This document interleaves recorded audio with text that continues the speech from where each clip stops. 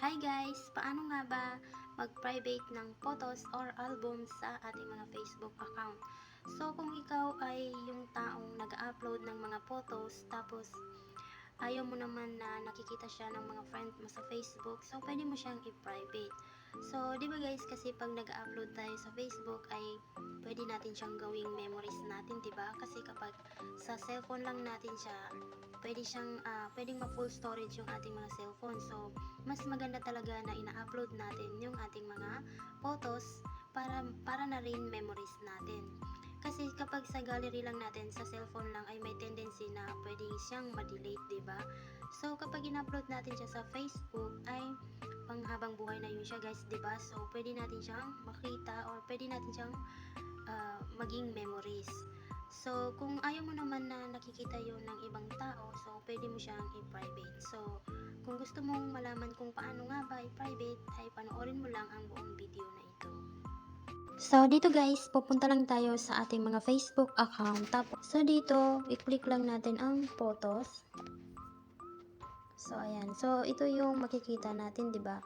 So, lahat ng picture na to ay naka-public to. So, halimbawa, ito yung upload mo, tapos may makikita kang 3 dots sa taas.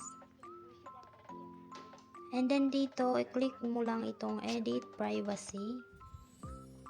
So, dito sa edit privacy guys, dito natin makikita kung naka-public nga ba or hindi ang ating post.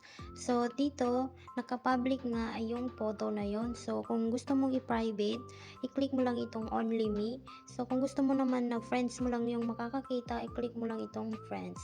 Ito naman sa public ay makikita ng lahat. Makikita ng lahat kasi nga naka-public siya. Kahit hindi mo friends sa Facebook, ay makikita nila ang photo na yon. So, i-click natin itong only me. So, kapag nilagay natin sa only me, ay tayo lang ang makakakita ng ating photos. So, ganun lang guys, mag-private ng photos sa ating Facebook account. Hindi ko pa alam kung paano nga ba yung parang isahan na lang na pag-private, pero pwede naman yung iba.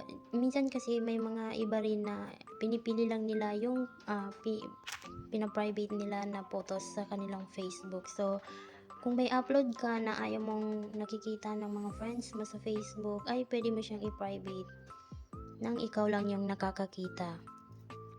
So, ganun lang kadali guys mag-private ng photos sa Facebook. So, kung nagustuhan mo ang video na ito, don't forget to like, share, comment, and follow. Thank you for watching.